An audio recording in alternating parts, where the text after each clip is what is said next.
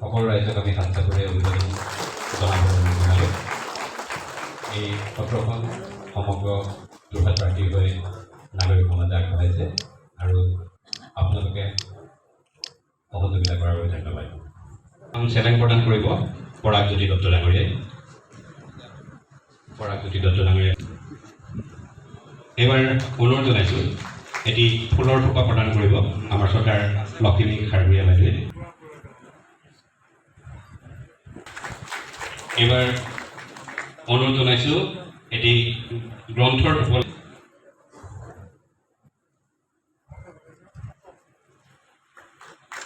অনুৰোধ জনাইছোঁ।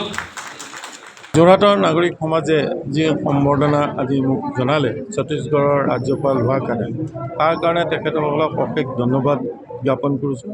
আৰু মই গভীৰ আনন্দ পাইছোঁ, প্ৰশান্তি পাইছোঁ মনত, যে যোৰহাটৰ ৰাইজে মোক সম্বৰ্ধনা জনাইছে। যোৰহাটত বহু স্মৃতি আমাৰ ৰাজনৈতিক জীৱনৰ আছে। 1981 চনত ভাৰতীয় জনতা পাৰ্টীৰ প্ৰথমখন অধিৱেশন যোৰহাটত অনুষ্ঠিত হৈছিল আৰু সেই সময়তে কৰ্ণেল উমাচমক আমি প্ৰথম সভাপতি হিচাপে নিৰ্বাচিত কৰিছিলোঁ। সেই সময়ৰ শ্ৰদ্ধেয় ব্যক্তিসকল ৰাম বৰুৱা, চক্ৰেশ্বৰ শইকীয়া, ৰোহিণী বৰুৱা আদি লোকে যথেষ্ট সহায় কৰিছিল। প্ৰয়াত নলিনী ফুকন ডাঙৰীয়া আছিল। আমি এজনৰ নাম ক'লে আন এজনৰ নাম ৰৈ যাব। পাছৰ দশকত পালিত কুমাৰ বৰাদৌৰ লগতো আমি যথেষ্ট কাম কৰিছোঁ। তাৰপাছত আমাৰ কামাখ্যা প্ৰসাদ তাছা আঁতৰাইছে। এনে বহু স্মৃতি আছে।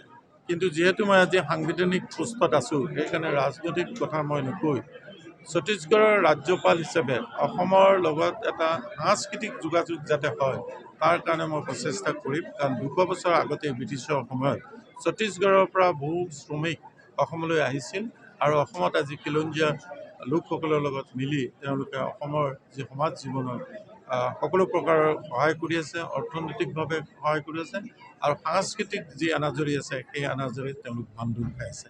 গতিকে আপোনালোক সাংবাদিক বন্ধুসকলকো মই ধন্যবাদ জ্ঞাপন কৰিছোঁ। আন এটা কথা মই ক'বলৈ ওলাইছোঁ যে মই 5 তাৰিখে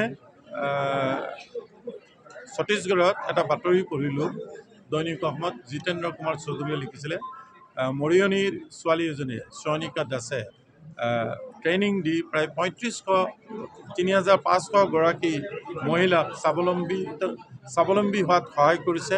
আৰু আজি মই তেখেতৰ যিটো ট্ৰেইনিং ইনষ্টিটিউট আৰু তেখেতৰ বিষয়ে মই তাত গৈ জানিব পাৰি মই নথৈ আনন্দিত হৈছোঁ। এইকাৰণে অসমীয়া ছোৱালী এজনীয়ে স্বাৱলম্বিতাৰ যি পথ দেখুৱাইছে, সেই পথ আমি সকলো যুৱক যুৱতীয়ে ল'ব লাগিব। ধন্যবাদ।